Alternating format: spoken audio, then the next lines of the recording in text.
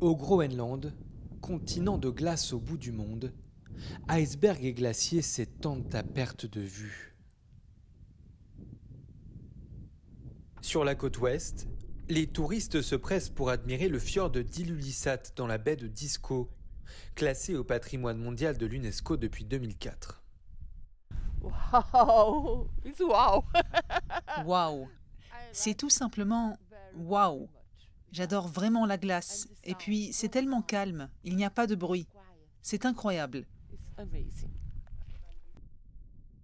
Au Groenland, on trouve la deuxième plus grande masse de glace du monde après l'Antarctique, l'équivalent de 7 fois la taille du Royaume-Uni. Ces étendues immaculées et ces icebergs sont pourtant menacés.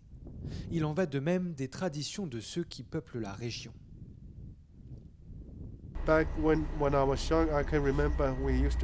Quand j'étais jeune, il y avait de la glace dure sur laquelle on pouvait marcher. Maintenant, la glace n'est plus aussi solide. Vous ne pouvez pas l'utiliser pour quoi que ce soit.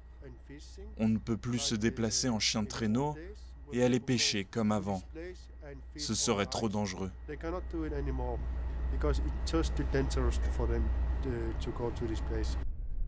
Depuis les années 80, la température augmente sur l'île de 1,5 degré chaque décennie, une progression parmi les plus rapides au monde.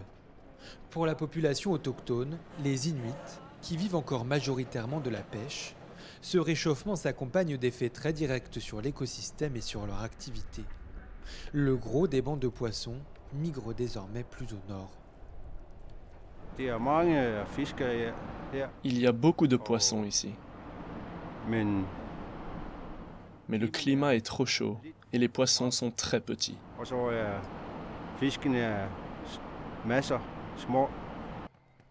Si la région est aux premières loges du réchauffement climatique, elle attire aussi de plus en plus de touristes pressés de voir ce monde de glace en péril.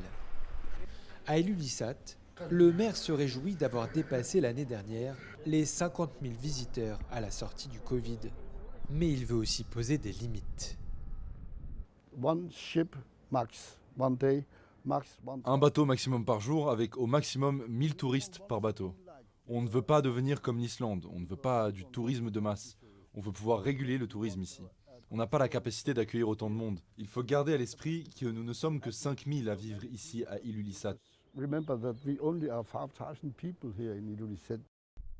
Symbole de cette ambition de la région de devenir la vitrine du tourisme responsable dans le Grand Nord, l'Isfjord Center, inauguré en 2021, où sont présentés des objets culturels, mais aussi des prélèvements du glacier. Une façon d'alerter sur la fragilité de la nature et des peuples millénaires qui l'occupent.